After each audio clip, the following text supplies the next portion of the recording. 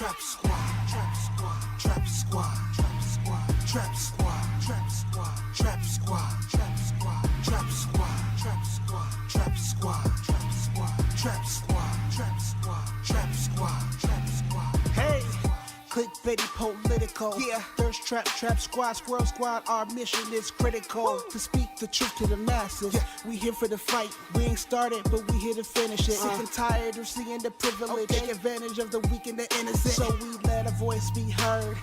Every single weeknight.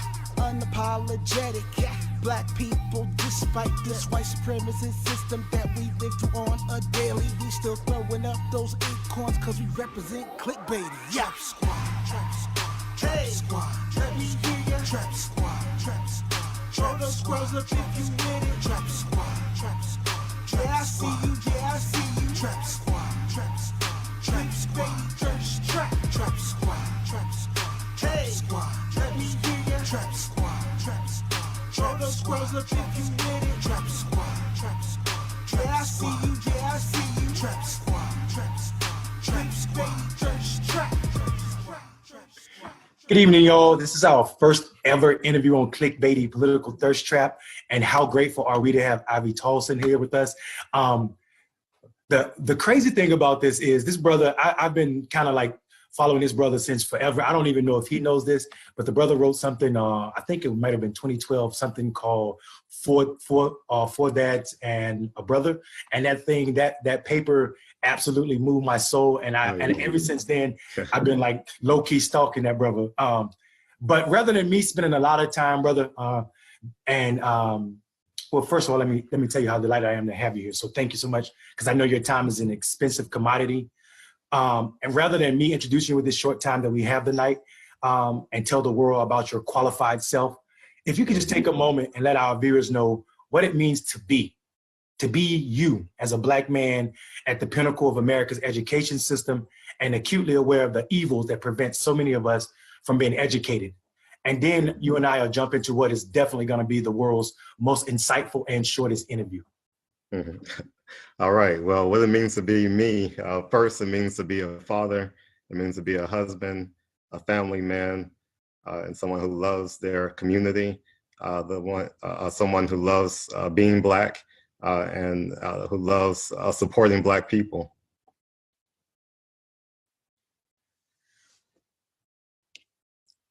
That is absolutely dope. And what a wonderful way to start out by, I love the fact that you started out with the, I'm a father first. People forget that Black men are fathers, and regardless of what statistics say and how well we show up for our kids, popular culture will never let that be the narrative. So I appreciate you starting out that way. Now, let's just get into it, man, with this one question. Tell me the state of Black America education, or education in America right now during a pandemic for Black people. Yeah. Well, I'm a professor at Howard University and also do research on education, educational outcomes, educational success for Black students. Most of my earlier research focused on Black males, and so that remains a central piece of my work. And I think one of the things that this pandemic has done is it exposed how uneven the education system is, and how education means different things to different communities. And so for some people, education is simply about getting content knowledge. But for other people, education means the relationships that you build with various people, your peers as well as teachers. It also means your personal development, how you mature socially and emotionally. And unfortunately for some people, it means where they get at least 2 of their meals each day. And so when we strip down education to just the basic component of content knowledge, and when we're just focused on virtual classes and distance learning, but we're not focused on distance mentoring, we're not focused on distance advising, we're not focused on distant emotional support, we find that education is not serving the purpose that it's supposed to be serving. And unfortunately, even before this pandemic, it wasn't serving a lot of the functions that it was supposed to be serving. before. So one of the things I think Black people need to really take a look at what has this exposed about education for us, and when we return to education, how do we want it to be different? So when we think about the fact that our children, if they don't have certain things in their house, like a computer or broadband internet, they're not receiving knowledge, and they may or may not have teachers reaching out to even see if they are learning. They're just missing. There's an article about a teacher in Los Angeles, and she made a quest to look for all the students who hadn't logged on. If there's only a few teachers that are taking that extra mile, then what does that say about the type of environment they're in when they're actually in school? And so these are things that we really need to look at. Some of the parents like myself, and especially my wife, even more so than me, who is really looking at what are the things that they have to learn during this period. One of the things that we're noticing is that there's a woeful absence of our history and culture in the curriculum. And so that's another thing that we can observe during this pandemic to further evaluate and assess the type of education that our children have. So a lot of things to think about, and hopefully we can have more conversations like this, so we can strategize for how we want education to be when we go back. Brother, wow and wow. I know that was one question. I hope that was the shortest interview you've ever done, but also I want you to know that there's times that we want to definitely sit down and build on what it means to be Black and in the education system, especially as Black men I have no kids, but I have 56 nieces and nephews. So I am definitely nervous about what public school is and isn't doing for our kids. Right. So I definitely want to continue this conversation. I want to thank you this evening. Tell our viewers where they can find you on social media. We have a website, tolson.com, TOLDSON.com. My Twitter is at Tolson, and my Instagram is Ivy Thompson. All right. Thank you so much, brother. It means so much to have you up here. I appreciate that. Thank you for taking the time out today. All right. Thank you. I see you, I see you. Trap squad, trap squad, trap squad, trap squad.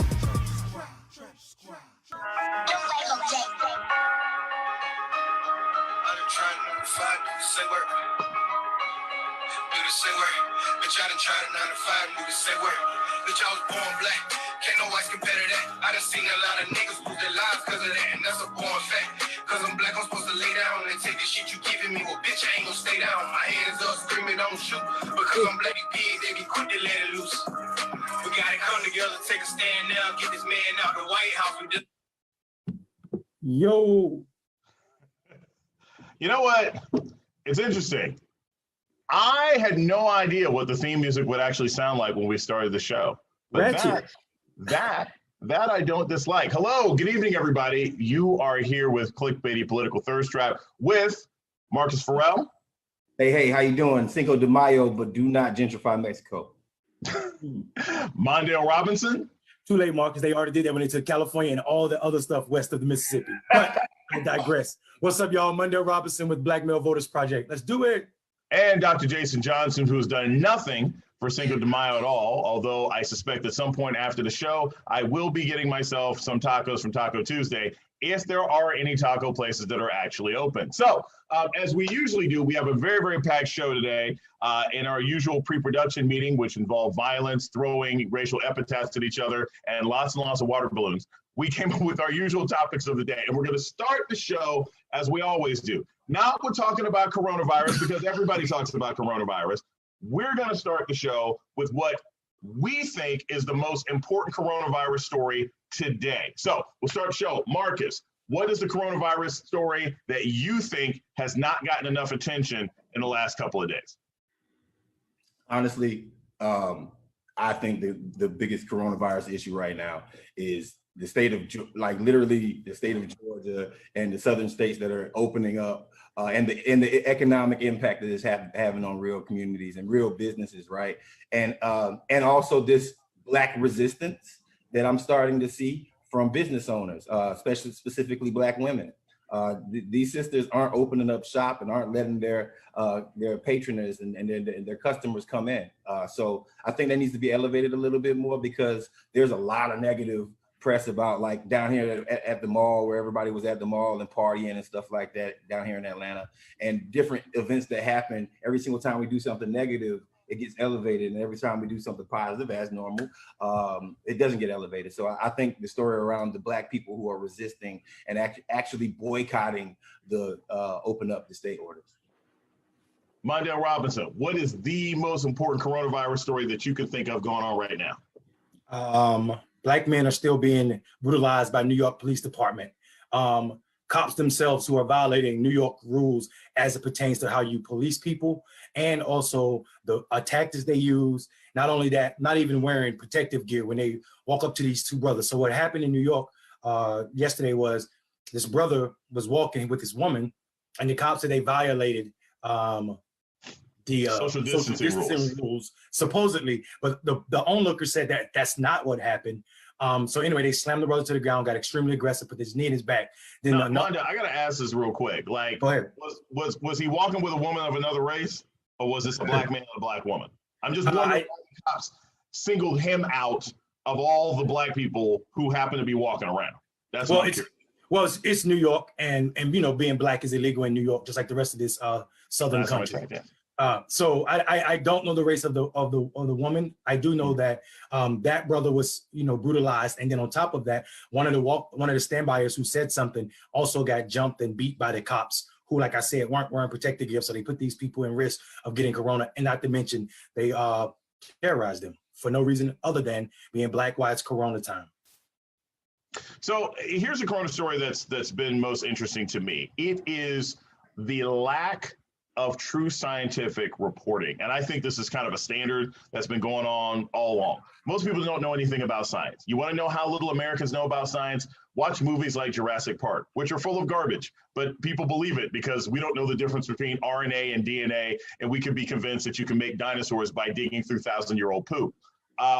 You also see that in the fact that as newspapers have contracted, follow me here, as newspapers have contracted, even sports sections disappearing and getting it from larger groups like the AP, scientific reporting at a local level and a national level has become more and more limited. How does that end up affecting us during a pandemic? Because people are hearing all sorts of confusing information, right? So for example, I can use this is happening this weekend. You know, there had been a story that had been put out about 2 weeks ago that people who catch coronavirus and then survive it are not necessarily immune to catching it again. And I misread a story that had been, I believe it was on Yahoo. And now I was actually corrected by a scientist. And by the way, I know this is a historic moment that someone actually politely corrected me on Twitter. I know that doesn't happen. People can have polite conversations, but I was politely corrected by a scientist on Twitter. It's like, no. We don't know exactly if people who have survived coronavirus are completely immune. We know they're less likely, but we don't know they're completely immune. That kind of information matters. The fact that I just saw a story yesterday that said that, you know, there's a new mutated strain of coronavirus, that sort of story matters. And we don't have enough scientific reporters out there, reporters who have bachelor's degrees in biology or chemistry or epidemiology, or former doctors who happen to be journalists, making this information clear to us. Because if we don't have it, we get lost, we get confused, we share bad information, and people end up drinking Clorox bleach. So that being said, let's move to something that's even, it's not surprising, and it kind of bounces off of what Mondale said. Murder bugs. Up front. And I think this is really, really key for all of us. We're not going to talk about murder bugs. I'm just kidding. That's for the veterinarians. But we're going to get to murder bugs. We're going to get to murder bugs, which quite frankly sounds like the hype man for a mid-90s rap group. So I really feel like, and I don't know how you guys feel about this, I've always felt ever since the Black Lives Matter era sort of began around 2013, 2014, because I really think the the coming out party for Black Lives Matter was actually in 2014 with Ferguson. It had already started with Trayvon Martin. I have always had mixed feelings about sharing videos of police violence. So before we go to what we gonna talk about, I want to ask you guys as activists in the communities, what are your thoughts on that? Do you think it makes sense when videos of brutality and police violence are shared online? Do you think that's exploitative? Do you think it actually helps people at this point? Marcus, what do you think? I mean, Mammy Till had to show her baby's body, right, in order to get the attention that was necessary. It's a burden for the family, but until it becomes a real thing, look, a lot of people knew about the killing that happened in February. The problem is that until the video came out, right, the anger didn't happen, and it's so unfortunate because we have to share our trauma so much as Black people in order to just get some semblance of justice. So here's the thing. For those who don't feel like sharing it, don't share it, don't watch it. But, I read a couple of comments on my Twitter and my Facebook page today that basically said, man, I had no idea that this was happening. And these were outraged white folks, right? Right. And not the woke ones. These are some of the ones that are quiet. But the silliness of how consistently our bodies get laid out from police and from whoever the hell wants to kill us at this point. We have to do better. And this is one more thing I have to say about sharing videos like that. And we're talking in general because we haven't gotten to the specific one, but we're talking in general. We have the technology to change America. We can send our message, and this is how we counteract corporate-driven, non-interested media outlets who don't necessarily want to cover anything. Right? The internet is our friend in this case. So if we don't utilize the tools that we have, then we're actually doing ourselves a disservice to get our message out. So that's my thing. Share away. I know it's a sharing trauma and it's pressure on us as people, but we already have that in our DNA when it comes down to African Americans. I hate to be like that, but we need to share it so it makes sure that it gets the amplification that it needs, so things can happen like what happened in Georgia, where a prosecutor finally decided to go ahead and say, I'm taking this to trial because the video accidentally got it. Mondale. So just to be clear, the prosecutor has not yet said he's taking it to trial. And hold on, and guys, I want us to speak about this in general because we haven't gotten to the specifics. This is let me get to it. Let me get to it though. I just want to make sure there's no misinformation from political thirst trap, because while we do name ourselves Clickbaity, we are not a clickbait show. We are factual based, and we have a highly opinionated show based on your expertise, Dr. Johnson, and also Marcus' expertise as a political operative, and the same for me.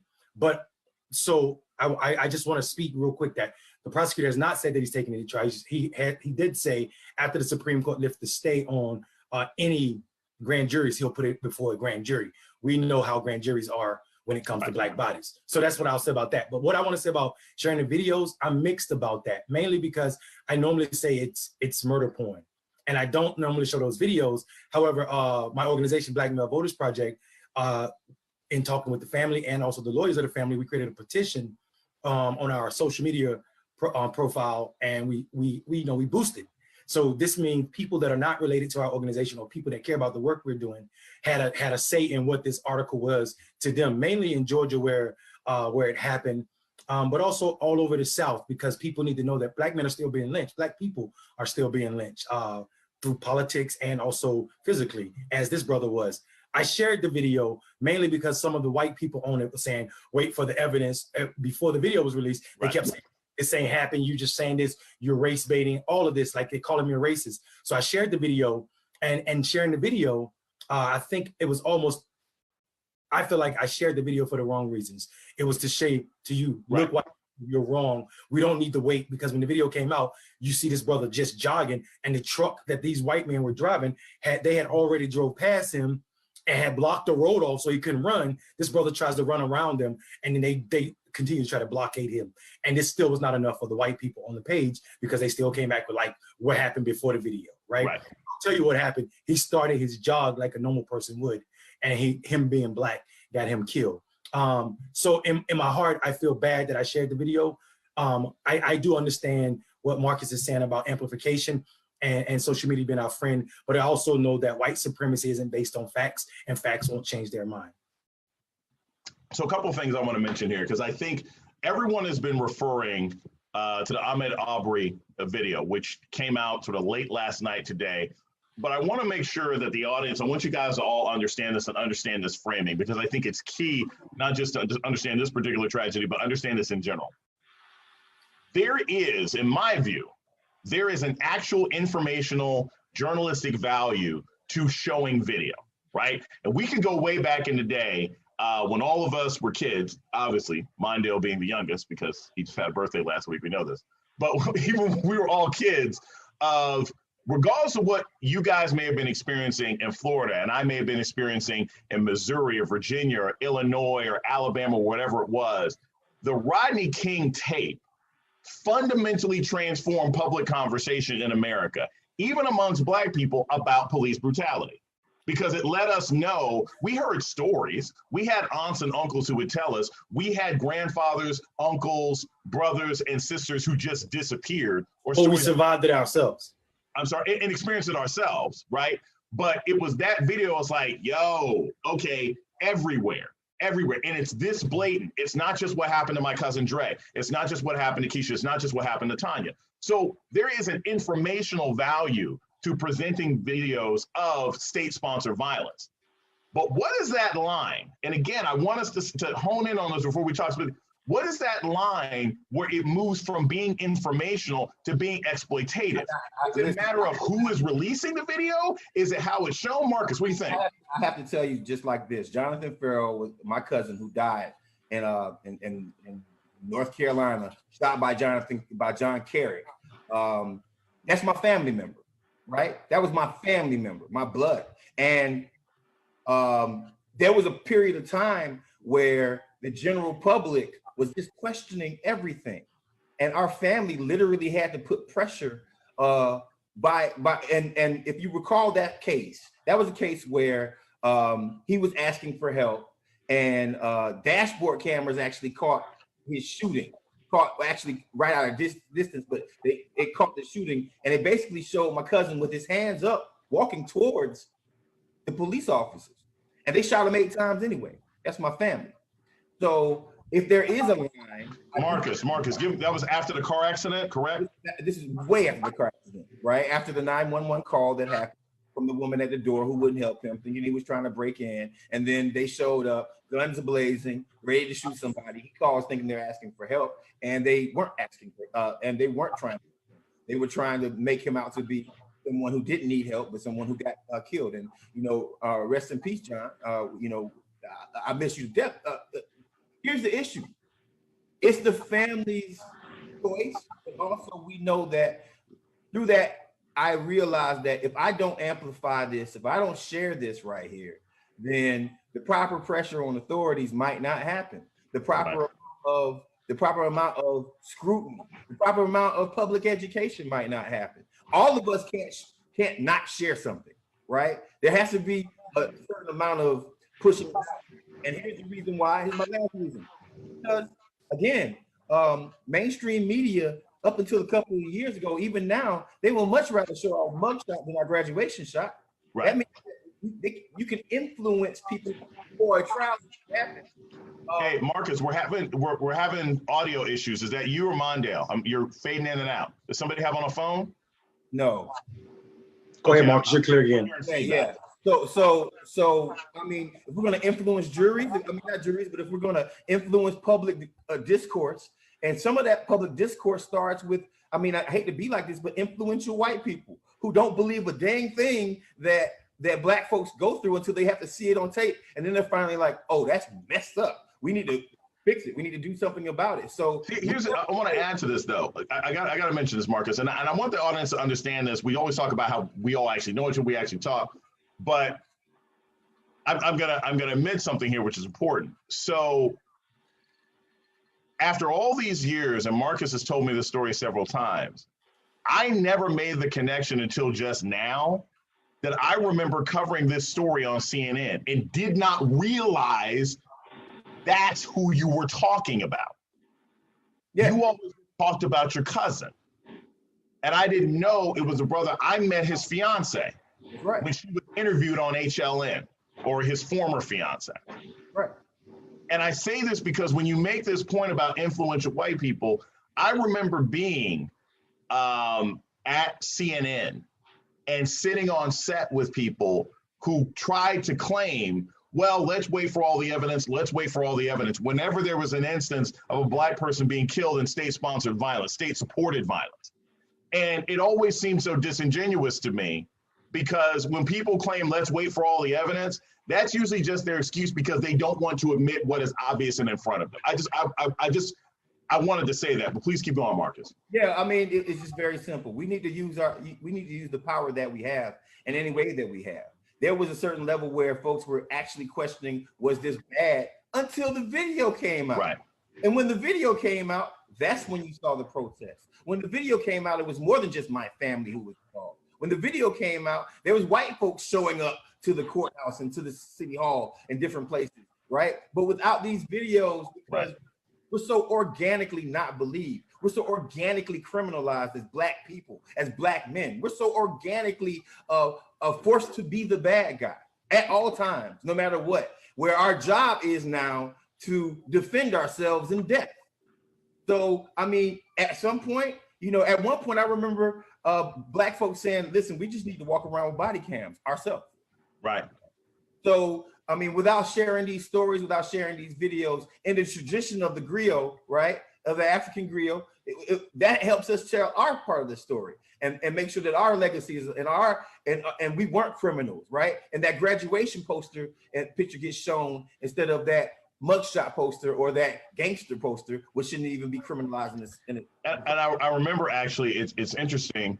Amanda, I'm curious about this. Do you remember that there was at one point, there was this trend, and I remember a couple of people were doing this, talking with what Mark is mentioning, how will they show me?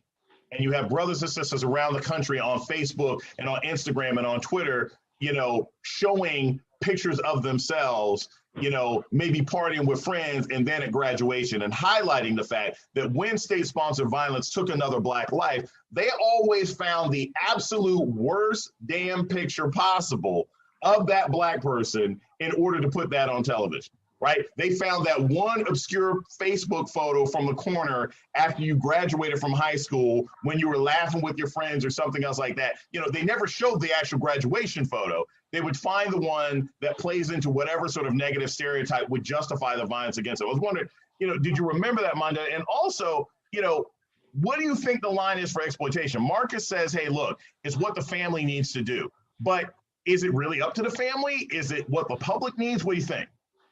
So I believe when a Black soul is taken in this manner, and we can't discount or remove the fact that this brother was killed by a retired cop. This person is a cop. The reason it's we're gonna get there. We're gonna get to right, I'm going somewhere. So what I want to say though is in this aspect, when we're talking about police officials, I think the video is necessary. And I think because this is in a continuation of lynching, that this is not a family problem, not family in the immediacy, but family in the Blackness form. So I believe that it's necessary to remind Black people and also the conscience of America at the problems that we suffer on a daily basis, where you just exercising and breathing and trying to be healthy is also deadly. So when people talk about, you know, what is the #1 killer for Black men, we're talking about police officers, right? One of the top killers for Black men is police officers. So therefore, we definitely have to shine light on this. And I definitely hear where Marcus is coming from, and I have no pushback on that. What I'm saying though, it is definitely a tight rope that we have to walk as it pertains to sharing murder videos and desensitizing folk to the harm that Black folks suffer. I know for a fact that as a veteran, I don't own or want to be around guns because I know what they are. They're meant to kill, and that so many Black people, including one of my siblings, was murdered with a gun. You know what I'm saying? So and I would never want to see a video floating online. And more importantly, I would never want his daughters and his one son to see that video. But I also know that, like you, the question you posed, and also what Marcus said, this is a necessary evil in order to remind folk that this America that y'all talking about does not exist for Black people. We live in a constant threat of terrorism. Now, and one thing I want to add to this, and I think this is really important. Again, we're talking about Ahmaud Arbery, the story in Georgia, 25-year-old man. He went jogging. A white man and his son basically just engaged in a lynching. They chased him down, jumped out of their truck, and shot him. I mean, there's no question, there's no doubt. The video makes it abundantly clear the guy is jogging. As any of us, as Marcus talks about how he walks 7 miles a day, you know, Mondale goes biking, I go jogging with a friend of mine, social distance jogging around here. You know, simply being a Black person going out trying to exercise during the coronavirus, you know, this man's life was taken. One other part about this that I also think is key, though, and as everybody watching right now, whether you're watching on Facebook or whatever kind of connection that you have, I want you to understand there's another element even to this idea of sharing these videos and whether or not it's exploitation or murder porn or whatever. I remember this back when I was in Ferguson and wrote about it. Net neutrality, I know this may seem kind of odd, but plays a huge role in our ability to even share some of these stories. I remember being in Ferguson when they were debating net neutrality, and the idea is that our ability to even share these stories when they happen can be limited by bad or limited Wi-Fi access in our areas, can be limited by the choking off of signals to different particular areas. So when we think about whether or not we can express ourselves, we got to think about there are actually literally larger technical structures at play that end up making a difference one way or another so we can share our story. You mean everything's racist, Jason? I'm sorry? You mean everything is racist? Oh, I don't mean everything. For the most part, every institution in this country is racist, right? I mean, like, so, I mean, that's not what Ben Shapiro tells me. I know. You guys are just bless him. Here's what I would say, Jason. There's a step beyond net neutrality that's problematic as well. It's how Black activists are policed on social media platforms. Right. We saw two sisters who most people wouldn't call activists, Diamond and Silk, or Silk and Diamond, whatever you want to call their name, get kicked off of Twitter for sharing misinformation about coronavirus. We didn't see that happen to Donald Trump and his network of fools who share all types of misinformation. Also, more people are put in Facebook prison that are Black activists than any of these neo-Nazis. You know what I mean? So I definitely understand what you're talking about and how connected net neutrality is to our struggle. But also, I didn't want to let Facebook and other platforms off the hook as well, how they police Black lives. I want to add on to that. If you think about behind the scenes at Facebook, Google, Twitter, all these places, right? I think Jack is probably the best one out of all of them at Twitter. But when it comes down to the policing, you got to understand that we get banned because there's nobody hired in the back office. Right. So controversial things that we say that they think is controversial in comparison to that's just normal speak between Black people, or literally no one there to say, hey, wait a minute, that's perfectly fine. And if they are there, they don't have the power to be like, hey, nah, you need to cut that out. Well, Marcus, it's actually worse than that, because if it was just a matter of just having somebody Black behind the screen or having somebody Black on YouTube or something else like that, or look, because that wouldn't require a Black person, that would just require a person of conscience. What makes it more dangerous is that a lot of these decisions are actually being made by AI. That they just type in a code. If I see this combination of words together, this is offensive. And you don't even know a computer program, which has been programmed by someone who is automatically triggered by any words that talk about resistance or justice, knocks us off. And we don't even find out that there wasn't a human involved in the decision-making process until we protest. That's that same thing with, can AI be racist? That's why I used to say when I would have these disagreements with Yang Gang people all the time, look, the computer programs and the AI that are analyzing and determining what we say on Twitter, on Facebook, on YouTube, whether or not it's problematic, is being created by the very same problematic people that we're often complaining about. So, that may not even be in our control. And that's part of the problem. I mean, if you think about airports, it's been proven that brown skin, Black places, Black faces, when it comes down to AI, they can't differentiate between me and you, Jason. No, they cannot. Why would they? Why would they, Marcus? You look just like the target that police shoot at every day when they're practicing. Or even better, and Marcus knows this because I sent this to him. I put a phase of me. Look, I have my own conflicts about Facebook, the irony of us being on Facebook right now. But my Google Photos. Now, everybody out there who's watching right now, if you have your old Droid phone like I do, you got Google Photos, and Google Photos will have this program where you can have an album just by faces, right? So I got faces that say Marcus or Mondale or my mother, or my father, et cetera, et cetera. And what the program will do from time to time is if you click on somebody, it'll say same person, right? And it'll bring up the different pictures so that the program can figure out, okay, I'm gonna put this picture in the Mondale file, in the Marcus file, in the cousin Keisha file, et cetera, et cetera. And the random connections that it makes with black faces are disturbing. And I remember, like, Marcus, you remember like a month ago that Google Photos thought that Marcus was Idris Elba. I had a poster of Idris Elba from like from Pacific Rim. Wait, he's not? Obviously, Marcus was in Pacific Rim. I didn't realize he was trying to cancel the apocalypse. Yeah, I thought Marcus was going to be next James Bond. He's not going to be next James Bond. Like, what happened? I hate that Google had to take it a step down. It is political thirst trap. Right. I mean, I was like, bro, you see this?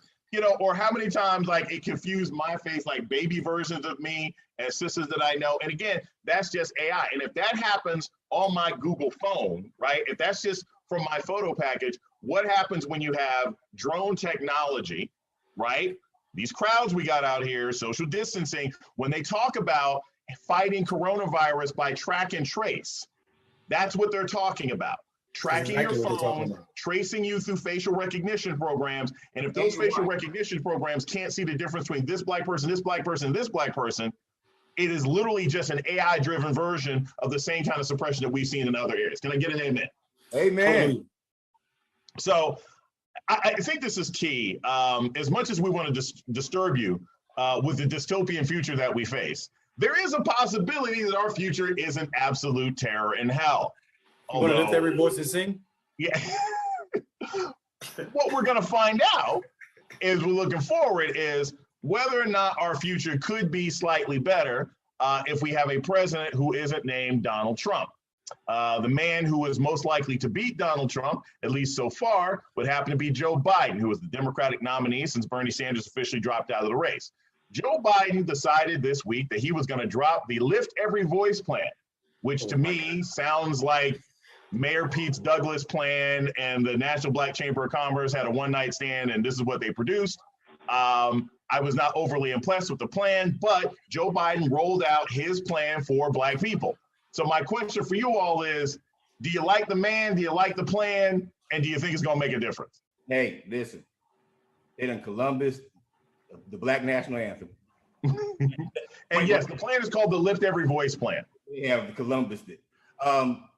Here's an important thing that I wanted out. Here's my tinfoil hat theory.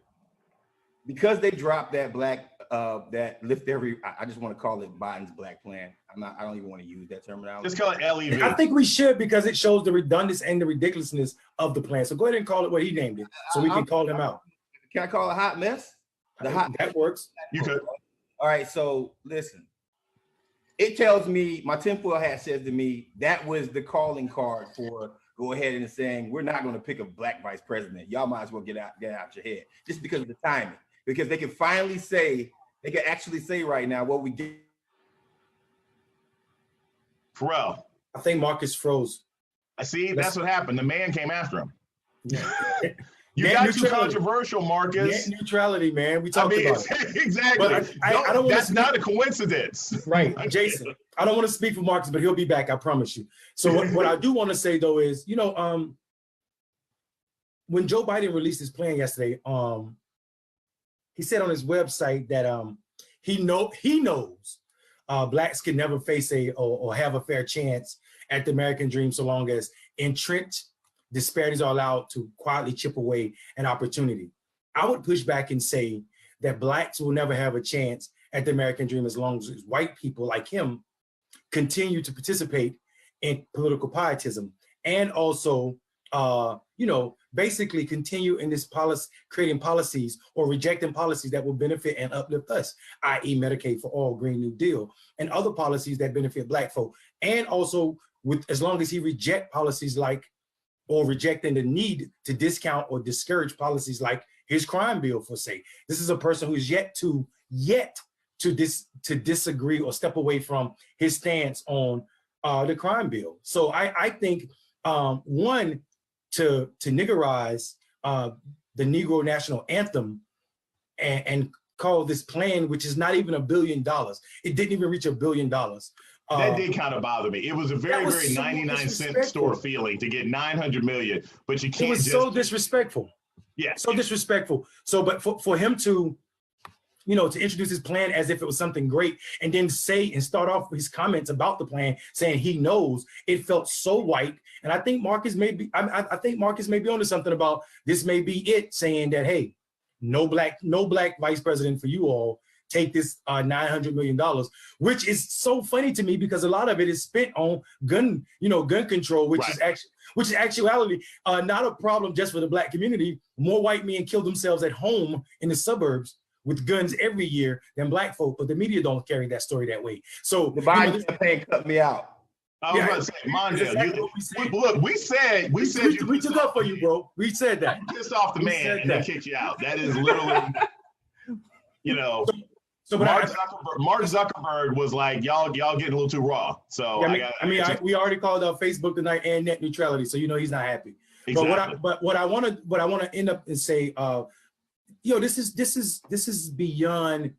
We talked about Joe Biden and the Democratic Party showing up at barbershops, right? We talked about that a couple of weeks back, and this is just showing to what level these people are willing to go to not give a damn about who we are as a people and what's sacred to us. Lift Every Voice and Sing is not a song. It is not a Luther Vandross cut. It is not a Texas two-step song. Mondale, can I cut you off for a second, brother? I have to say this. Lift Every Voice and Sing is a reparations song. It's not a slow moderation song. Right? Yeah. Lift Every Voice and Sing is talking about the pain and the struggle of our ancestors, right? Well, I mean, and it is. And it's also Marcus. It is also a reminder that we are the people who built but didn't receive anything from this country. And when America's song, which was written, America's freedom song or national anthem, which was written as a response to Black people fighting for them freedoms, fighting with the British folk, right? And a white man being nervous by saying Black bodies fight, which I know we don't sing the third verse of the national anthem. Right. If you ever heard it, it's a racist song. So this is a contradiction to that.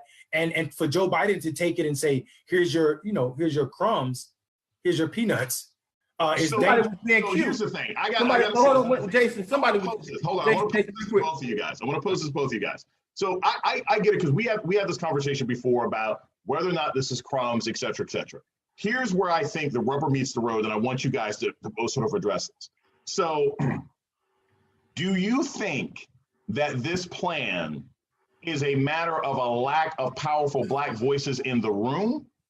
Or do you think that this plan is a lack of awareness on Joe Biden's part about how Black people are really going to respond to this? Which do you think it most likely is? No. There's powerful Black voices in the room with Joe Biden at all times. Okay. I mean, if you think Jim Clyburn went in on that meeting, then you're crazy. If you think that some of our most powerful CDC members weren't in on that meeting, you're crazy. If you think that some of Clyburn just said that he didn't have to pick a Black woman as his VP. And guess what? That was the Black powerful voice in the room. I mean, you just said it yourself. Okay. And I'm not trying to bash folks, but here's the thing here's what I understand. We have a class of Black people that honestly say this a whole lot, that we need to get increment, moderate change. And they are perfectly fine. Some, I'm not gonna say all, but some of these folks are perfectly fine with making, okay, well, at least Joe Biden say the word Black and name it, and name it this, right? And it's shiny, and trust me, you're gonna get the Black votes and we'll advocate for it, right? Mm-hmm. And then there's, on the opposite side of it, you know, we don't like, first, there hasn't been an economic viability study yet, right? This is true. We haven't seen what it means, what his plan means, right? I have a funny feeling that $900 million over 8 years wouldn't even cover black businesses in Atlanta, but much Probably not. Much. It ain't just all for business. That's the problem, especially since you know, right. most of it ain't for businesses. It's for gun violence and COVID response. Who was in the room? Who was in the room talking about community policing and the nuance that it takes to actually have a feasible community policing program, which we have not really seen in America yet. And the person who implemented, was that person in the room actually having the conversation, or was he? And I have talked to a couple people who were a part of that planning, and they said they pushed for a lot more. But the big ethos was, can Joe Biden get this passed? Right. I made a statement earlier on my Facebook page that, and I want to repeat it here. Black people are the only people in America who have to hope and be realistic when it comes down to what we need done for our communities in comparison to every other community in America besides Native American communities, that they can hope and wish and dream for every single one of their aspirations to get done. And there will be an effort from somebody in Congress to push that consistently. Right. Black folks are the only ones that have to, or let's measure our ask, because we know they ain't gonna give us this. Meanwhile, one company in the COVID disaster relief got $92 million.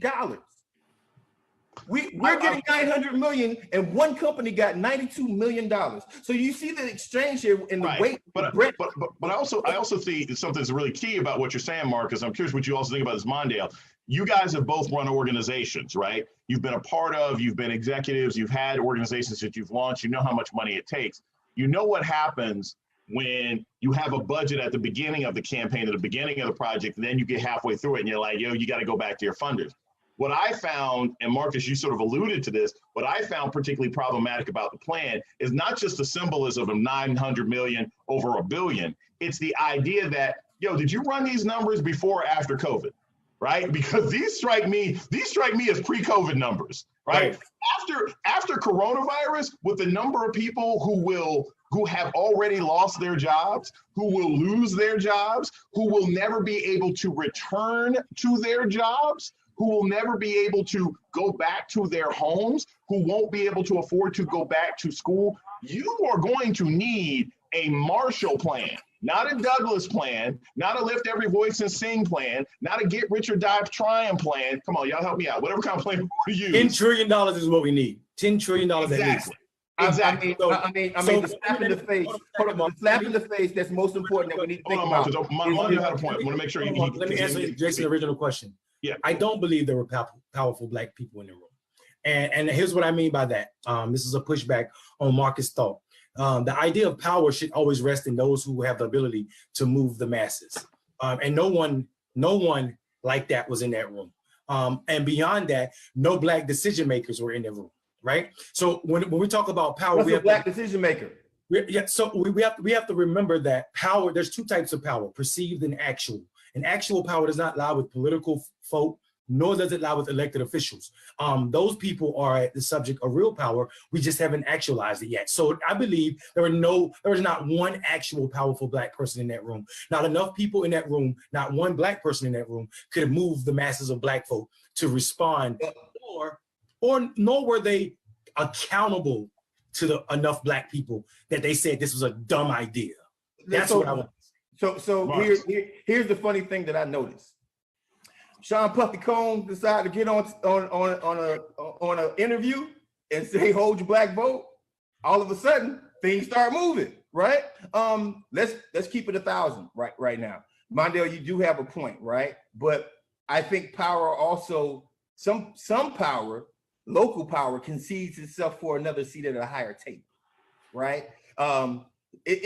Listen, being a truth speaker is one of the most dangerous things for Black people in politics. Being a truth speaker will get you canceled. I was a true speaker on Bernie Sanders' campaign in 2016, and there's a reason why I wasn't on the board of Our Revolution. It's because I actually told the truth about the lack of outreach in black and when it came down to black voters. And I'm what I am saying is, because if you want to, careful, if you want to make sure that you have a seat at the table and you can pick your curtains at the White House already, if you want to make sure you can have your seat at the front row of the inauguration gala of the Phoenix Gala at the CBC Phoenix event. Gala. Yeah, if you want to make sure, then sometimes you're going to shut the hell up, knowing that you should have said something and asked for more. Like the slap in the face about this whole situation is we couldn't even get a B. We got an M. We couldn't even get a B. And we're old and T. So we couldn't even get a billion. They gave us the millions, and we're owed trillions. Yes. What are we doing? There are billionaire black preachers in Nigeria, and our government said the front runner of the party with whom we always vote said, "Here's an M for you. You don't need a B. Here's an M for you." Here's what I also want to say, guys. People are gonna say, "Oh, you black people you guys are never satisfied. At least he's trying." Let me tell you something about incremental. Incremental change is not change. All it is a Novocaine to shut you up. And the fact that this came on May 4th, which is an important day to me for so many reasons, and I'll talk about one of those when we get to another section. But I want to remind people. That Joe Biden is extremely flawed. The Democratic Party is extremely flawed. And Marcus said something about Diddy talking about hold your vote hostage. This came from a political idiot. And I'm not calling Diddy an idiot because he's super rich and he's done what he did. Whatever. Well, first of all, you politics be super rich. Hold on. Exactly. Let me get there. Donald Trump is too. So let me get there. So what I'm saying though is, his politics are idiotic. Not just this moment. You mean vote or die in 2004 wasn't a brilliant idea? Vote or die. And let's make it even. He created a summit. Diddy runs the city. Listen, he created a summit in Atlanta that left Candace Owens seeming like she made good points and people clapping when she spoke at a room that was basically all black. This is the danger of having people with this much influence say stuff that hasn't been vetted. And it is tragic. It is tragic because the idea that you hold the black vote hostage is a vote for Donald Trump. I don't care how people try to dress it up. Right. Holding the black vote hostage is a vote for Donald Trump. Ever since black people started to vote for Democratic candidates. See? Now Mongo got in trouble. That's what happens. Y'all getting too bold. Apparently somebody's paying attention. You see that, right? Y'all saw that, right? And listen, every time I travel, I have 4 S's on whenever I leave this country, I have 4 S's on my ticket back into the country. So 4 S's means you're definitely gonna get searched and not like worn down. It's come over here, let's talk to you. So I already know what it is. But what I'm saying though is, in all honesty, the danger of holding the black vote hostage is to discount all of those folk who vote and the lack of thought that went into the idea that the presidential election is the most important or the only election that we're voting for in 2020, when most of the states are electing their state legislature and we stand on the cusp of taking over more state legislatures. It is a vote. Holding the black vote hostage in 2020 is a vote for all Republican DAs that are on the ballot, all Republican judges that are on the ballot, and all of your Republican mayors. It is the dumbest idea that Diddy has shown thus far, and he's full of them. I got to say this. I want to add to this before Marcus jumps in. I don't think the issue is just. I think I looked at it in a slightly different way, and I'm sure Marcus, you guys will probably be in agreement on this. I was bemused by the statement and concerned by the statement. I was primarily bemused because I was like, "Who the heck are you?" I mean, like, who is Diddy that he can speak? I don't see him as being the kind of person who speaks and influences. He may reflect a political nihilism that is out there, and with a lot of brothers in particular, where they're like, I'm just not going to vote, I'm just not going to vote. But I don't think that Diddy saying that actually changes anyone's mind, because I don't think he's that influential. But what I do think is a problem, and I'm curious what Marcus says about it. Again, you guys are out in the streets getting this kind of work done. What I do think is a problem is the idea, and it's similar to Marcus, the idea of I'm going to fold my arms and not participate. This is that issue that people have with Kaepernick. I'm not going to participate at all in the process because I'm not getting X, Y, and Z, ignoring the fact that there are really obvious opportunities for local success to happen with your mayor. With for who? All right. First, what's happening if you say you're going to hold your vote, Mark? Hold on, for who? Here's the problem that I have. Here's the problem that I have with one premise. You get mad at Jordan for saying Republicans buy shoes also, but we're gonna get mad at Diddy for actually speaking out, right? We can't have it both ways. Black men can talk, right? Now, what they say is very important, right? And what I mean by that is this right here. What if Diddy had a nuanced conversation? What if Diddy decided to say, you know what, don't vote for what in his entire musical history says nuance? But make sure you vote. Make sure you vote for every down ballot race from Senate down, right? What if he had said that right there? Now, I didn't though. I know he didn't. And I bet you he can't tell you who his alderman is. A hypothetical question, Negro. Listen. I like hypos. I went to law school. Go ahead. Here's black man, black male voter project guy. Dude. No, Negro works for me. I'm cool with that. Go ahead. here's my issue that I want to actually say. When do we exert our power? Because here's the problem. We've been doing this for years. Black men vote. Black people vote. Black women vote. But when our gross income has been the same, when our gross worth has been the same, when our gross value for our households has been the same since 1996, and we've had 2 Democratic presidents, when do we actually exercise our value when it comes down to, okay, we're not just voting for you just because you are not the Republican anymore. Now, we can sit up here and act like the Democrats have saved our lives before. But if that is the issue, then what I'm going to say is a brother wouldn't be getting shot and killed in the street the way that they are. Brothers wouldn't have the unemployment rate the way they are. I'm not finished yet. Brothers wouldn't have the unemployment rate. Because you're smart. You're one of my smartest friends, and especially when it comes to politics. But you know damn well saying hold your vote hostage isn't the same as the conversation you're having right now. Let me finish my statement because I am playing devil's advocate, and I'm going to ask the question. I'm going to ask the question. When do we start our political power, and how do we do it? And guess what? The only thing that they are really, really, really, really afraid of is black people not showing up for Democrats. I'm a 20-year-old Democrat. Marcus. I've been voting Democratic my whole life. But the one thing that I know for a fact, every party, from the Arizona Democratic Party to the DNC to local parties around the nation, if black folks don't show up and they don't vote, they don't win. They have no more power. So we need to have a conversation about what accountability looks like. We need to have a conversation about what our power really is as voters. And most importantly, we need to have a real conversation about when we get people into office, what are they doing to make us feel like they're actually doing something? Because our money's not right. And I just explained that. Our healthcare is not right. I just explained that. And we've had access to the throne a few times and haven't done anything for it. So what I'm going to say is, Marcus is Jason. I know you got something to say. Your face told me that. Marcus, what I want to say though is first, let's be serious. All right. I hear you. I believe he's being very serious. I hear you being a devil's advocate. And that there's a space for that, and that type of critical thinking is always important, right?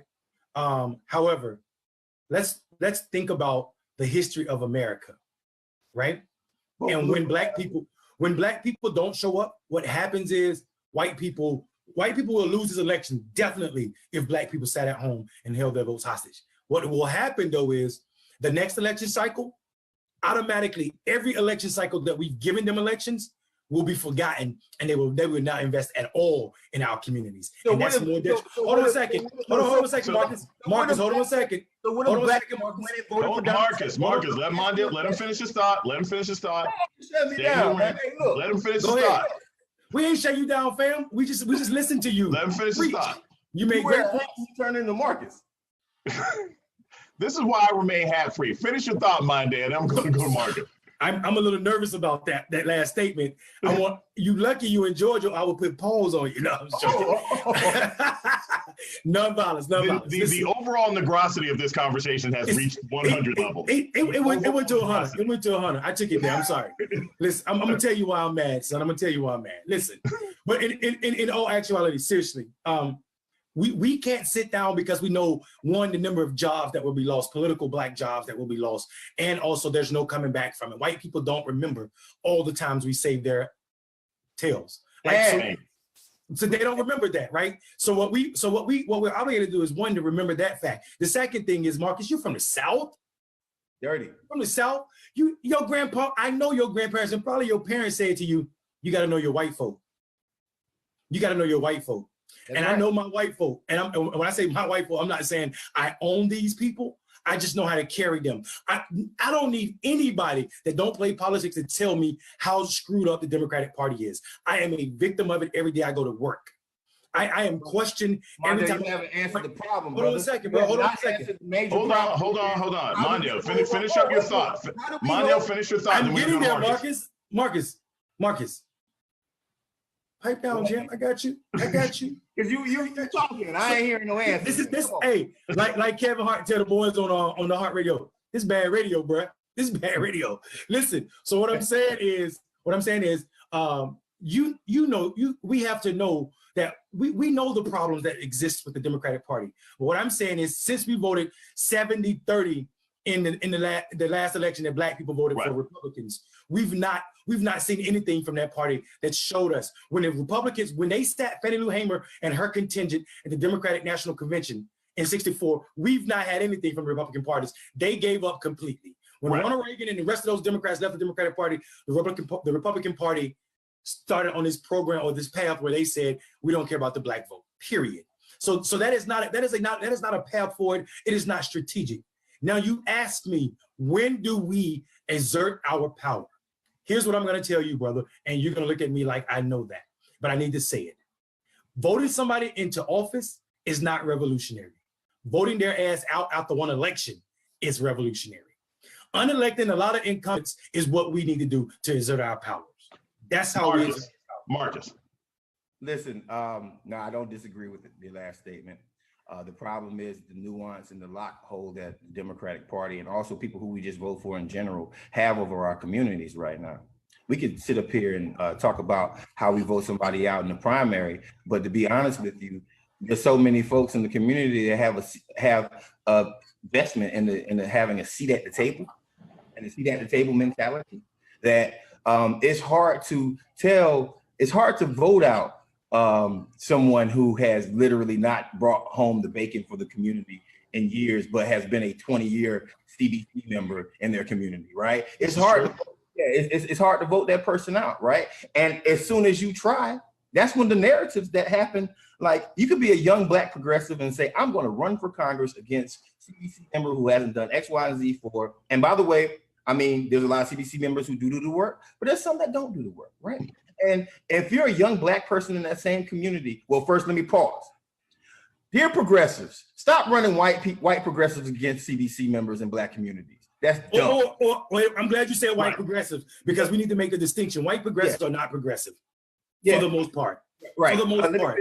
Hold on. We got to make a distinction with this here. So it's one thing to say not to run white progressives, and I'm going to ask you sort of the reasoning behind that. But Mondale, you're saying that white people can't be progressive? That sounds. What are you actually saying there? I didn't say that, Jason. Okay, I want to make sure I'm understanding what you're saying. So for the most part, white progressives aren't progressive. And if you don't believe me, look at their reactions to Black people willing to exert themselves or disagree with Bernie.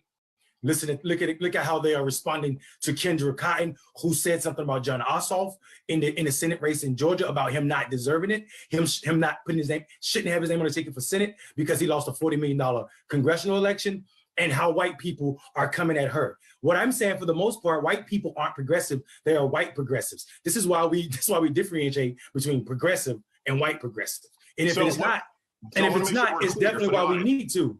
So being progressive and that's a whole other show. But being progressive and having the values about the inclusion and the participation of all people in our democracy, about having everyone have an opportunity to not only excel within political machinery, but the economic policies that come from it.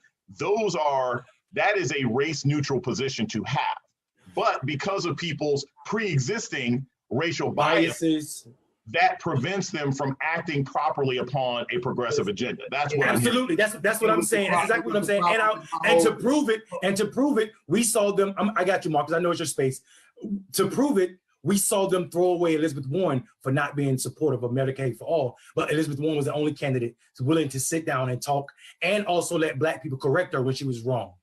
Right, Marcus. Absolutely, Mondale. Perfect example. Look, it's the bane of my existence. Dealing with the white progressives is the bane of my existence. Here's the thing that people forget about progressivism is that being a progressive means that you understand all aspects of oppression, not just some aspects of oppression, but all aspects of oppression. Not just understand it, work to alleviate it. Yes, right. So if we know that there is a larger amount of infant mortality rates in the Black community, we can't talk about Medicare for all without talking about Medicare for all, especially Black folks. And here's why it's important for Black people. If we know that graduation rates for Black people, when it comes down to, or getting into college for Black people is tougher than it is for white folks, then we can't talk about college for all without saying college for all. And here's why college for all means is so much more important for African Americans. If we can't talk about all of the things that the progressive community talks about without a lens on color. Yes, in America right now, as much as we wanted to try to make it all about class won't fix everything. You can have college. Class can't fix everything. Right. You can have college for all, but guess what? Black men still don't go to college at the same rate as white men. Right.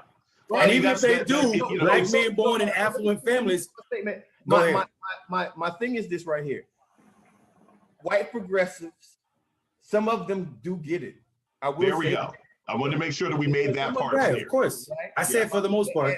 But the problem is they don't make their way up the rank, because if you're not blindly class driven in our current political model of what progressive campaigns are, if you're not blindly class driven, then guess what? You are ostracized almost. And here's the funny part about it.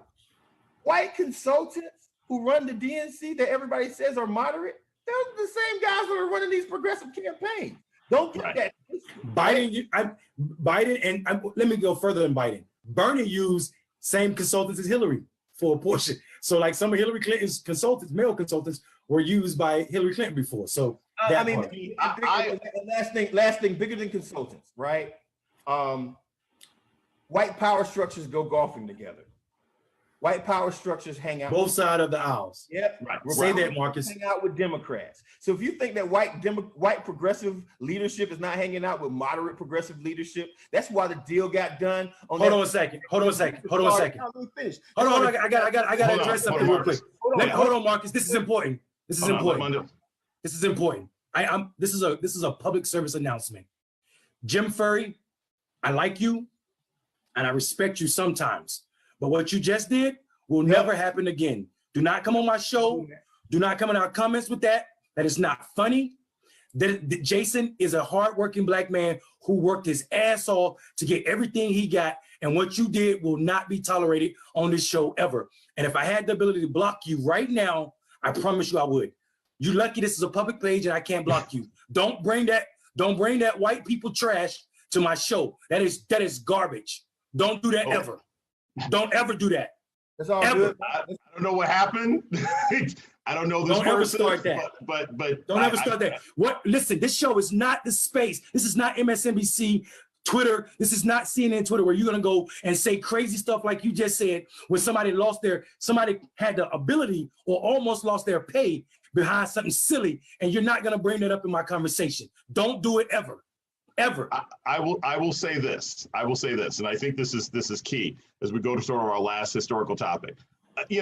I think what's important for people to understand is that when we have these kinds of conversations, And we have these kinds of conversations about class. We have these kinds of conversations about race. We have these kinds of conversations about politics. I think it's important for everybody to remember that the definitions that we're using are based on ideology. They're based on overall commitments. They're based on belief systems that extend beyond our individual experiences, even our collective political experiences. And so I've always felt like you can be a conservative, you can be a hardcore conservative, regardless of what your skin color is, obviously, right? We talked about Kansas, we talked about Diamond and Silk. You can be a hardcore liberal, regardless of what your skin color is, whether you're Black or you're white or you're Hispanic or you're Asian, et cetera, et cetera. These ideologies are not completely wedded to whatever identity you're born to or whatever identity you may change into. But what is important for people who care about the future and the health of this country is that we maintain and we believe and we stay consistent to those ideologies, and we don't allow them to get warped by whatever identities people want to have. And I think that that's a key thing in this. I don't care if you are a progressive who happens to be white. I don't care if you're a conservative who happens to be Black. I don't care if you're an independent who happens to be LGBTQA. Whatever identity that you have, there is still a belief in what consistent ideology needs to be. And that's something that I think we all want to sort of appreciate, because the way that we go through this, the labels that people throw out, the labels that people have for what's conservative, Democrat, and everything else like that, those things get manipulated by the consultant class, by the money class, so that we don't have real conversations and real progress isn't made. Now, I want to say this as we sort of close. You guys know that I always have to pop out. These guys continue. Today, and Mondale mentioned this when we had our staff meeting earlier in the day. Mondale said that today, or yesterday or today, is a day of historic importance. And so for me, I was like, okay, I don't know what this magical day is, but he assigned us all, like a school teacher, that we all had to come up with a day. We had to say something today was historic. So Mondale, we're going to start with you. What is of historical importance about either March 4th or May 4th or May 5th? Yep, and it's May 4th that I want to talk about. May 4th, for a lot of people don't talk about a turning point in what was the civil rights movement. May 4th is a day that Dr. King got locked up or arrested for driving a white woman who had been to his house back to the hospital, back to Emory for her cancer treatment. He was stopped by a white cop and arrested.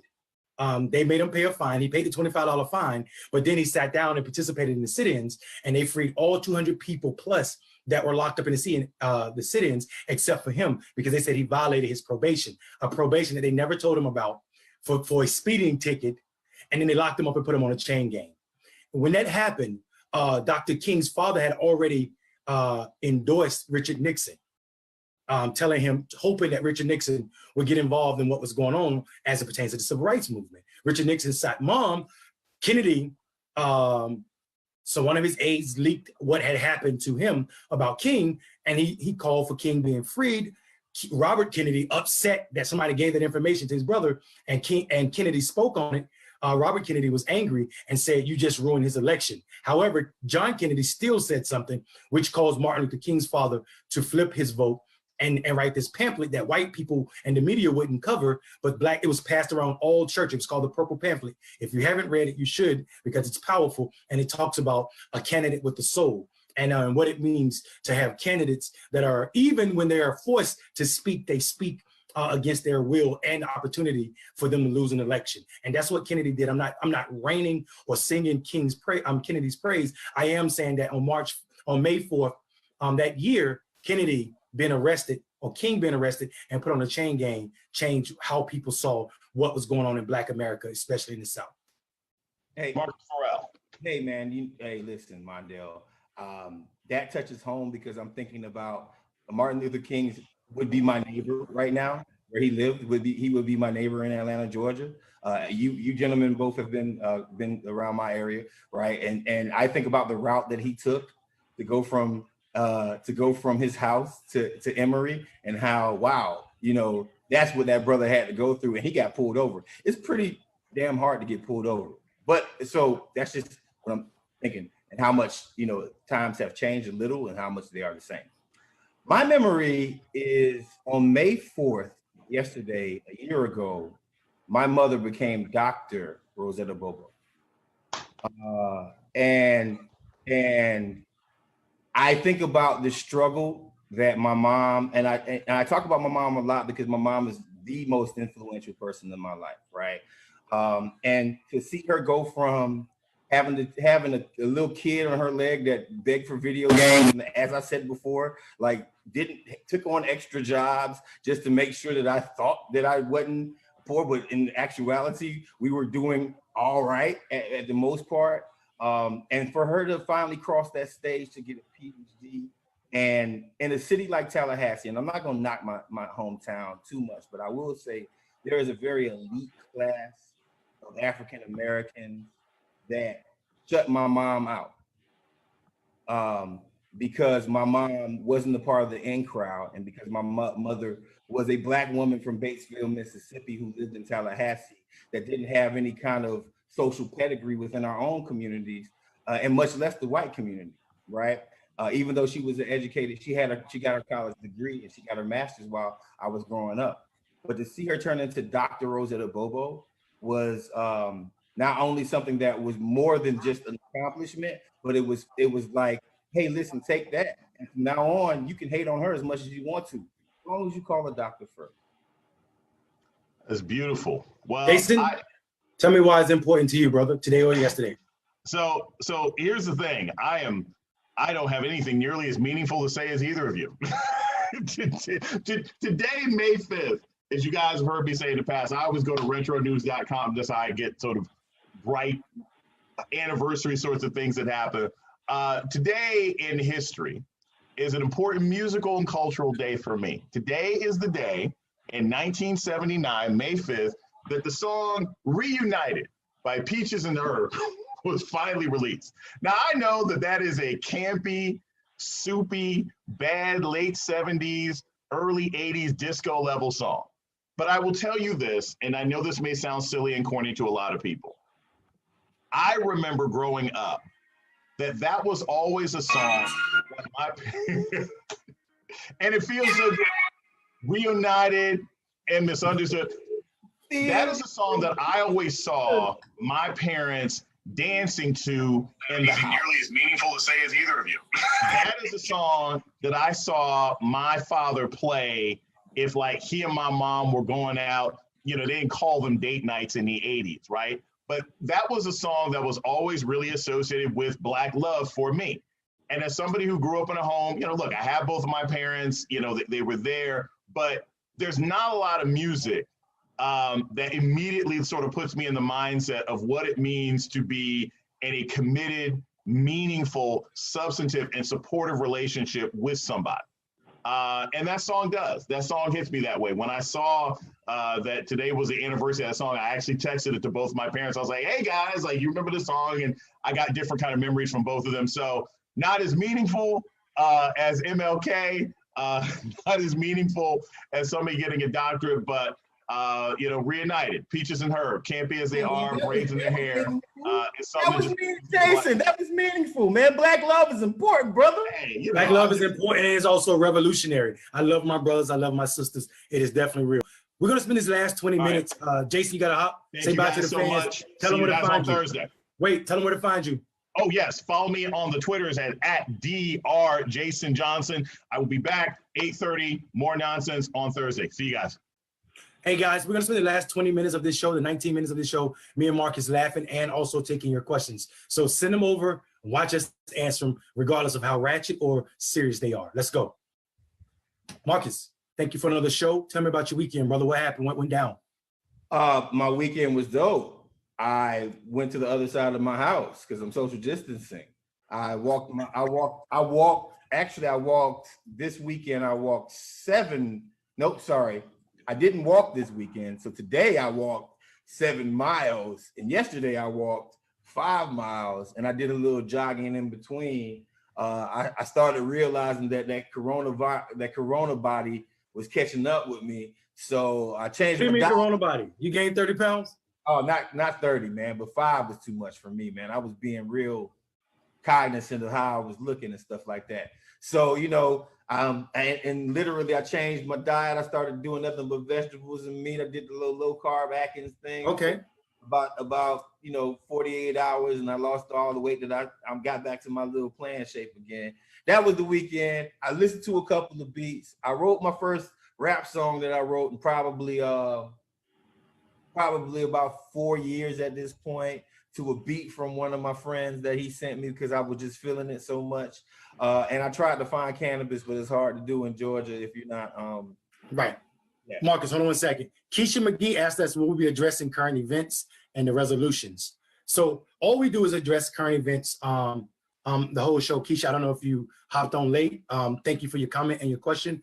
We definitely, all we do is talk about current events. I want to say to people that political thirst trap has nothing to do with our physical being. It has everything to do with the fact that Black people, our politics are seen as a joke and also trickery to white people for the most part. So we speak about politics from a Black perspective with no hold bars, with the exception of we've tempered our cursing for the sake of our parents and Jason.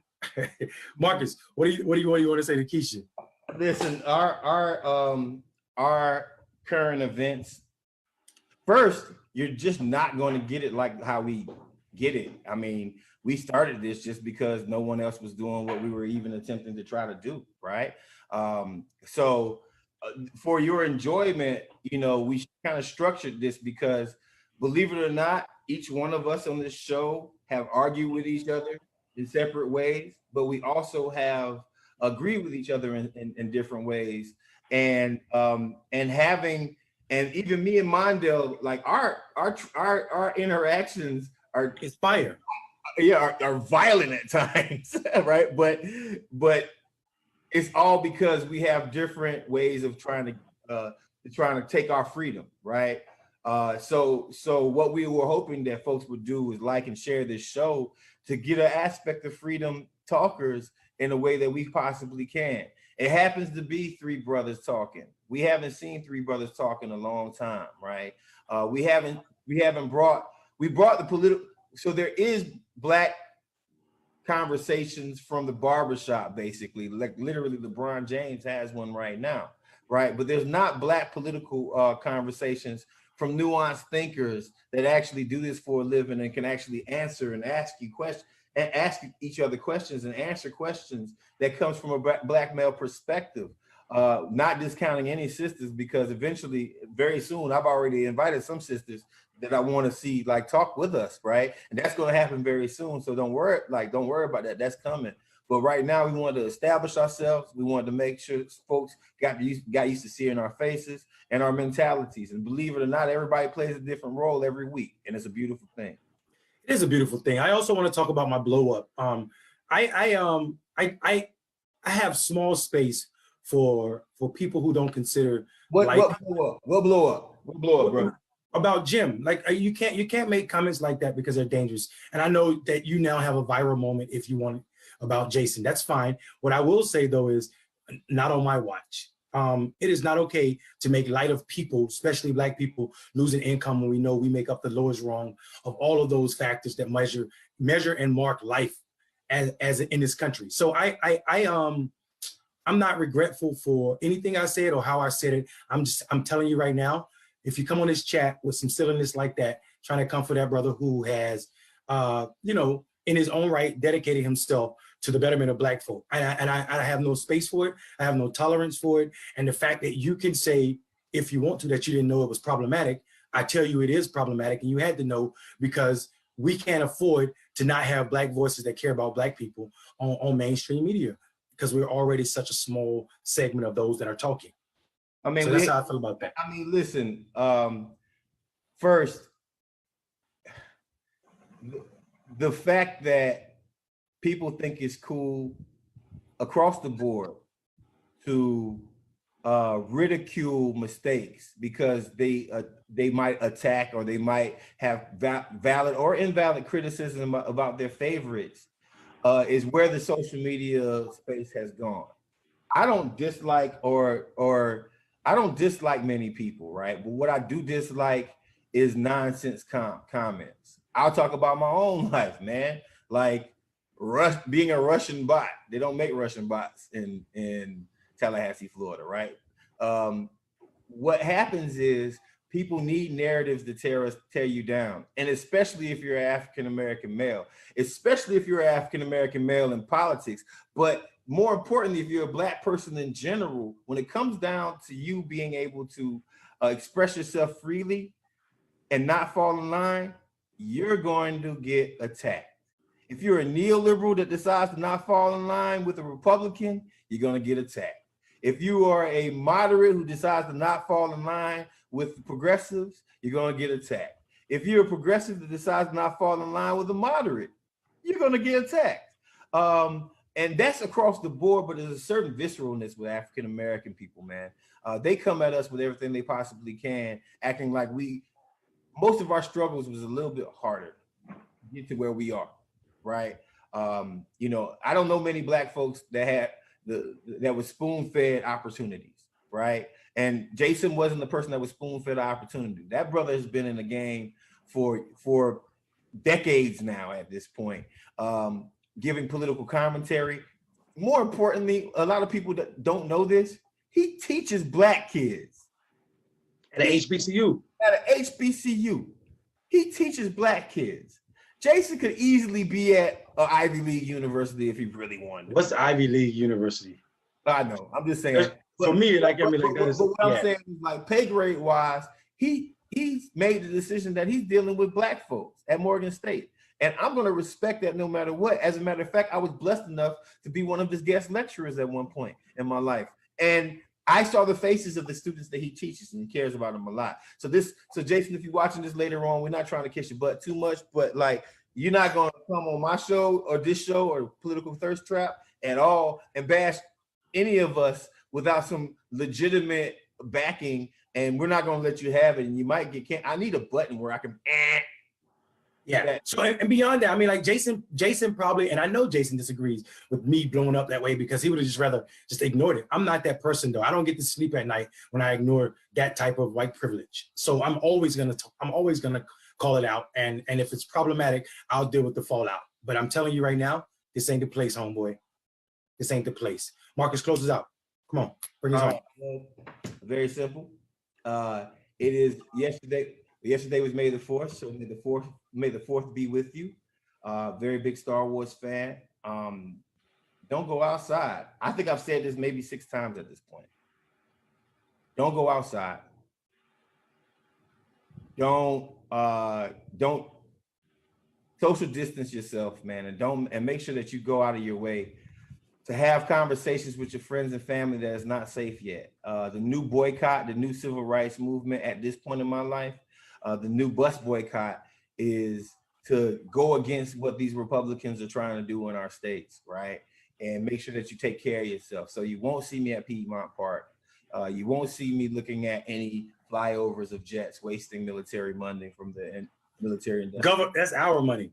That's our money. You're not going to see me doing that. What you're going to see me doing is sitting in my house and providing commentary and popping up, trying to train a couple of organizers, and maybe even doing some things to make a couple of coins in my pocket. But besides that, that's exactly what you should be doing. And the last thing, if you got a little money on you, to download an investment app and learn how to invest your money and learn how to play the stock market and learn what a short put call buying stocks is, trading stocks is. You should probably try that. It's not for everybody, but do what you can do to actually create a nest egg for your family.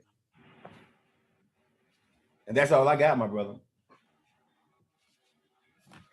Y'all, thank y'all so much for joining us.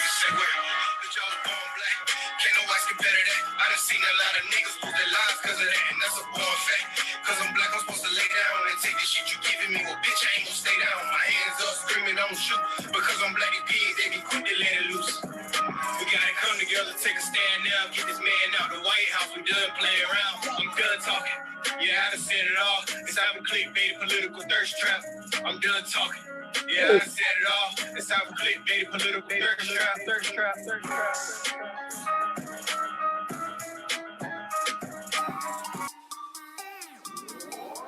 Trap squad, trap squad, trap squad, trap squad, trap squad, trap squad, trap squad, trap squad, trap squad, trap squad, trap squad, trap squad, trap squad, trap squad, trap squad, trap clickbaity, political. Yeah, thirst trap, trap squad, squirrel squad. Our mission is critical to speak the truth to the masses. We here for the fight. We ain't started, but we here to finish it. Sick and tired of seeing the privilege, take advantage of the weak and the innocent. So we let our voice be heard every single weeknight. Unapologetic. Black people, despite this white supremacist system that we live through on a daily, we still throwing up those acorns cause we represent clickbaity. Trap squad, trap squad, trap squad, Let me hear ya. trap squad, trap squad, Throw those squirrels up if you with it.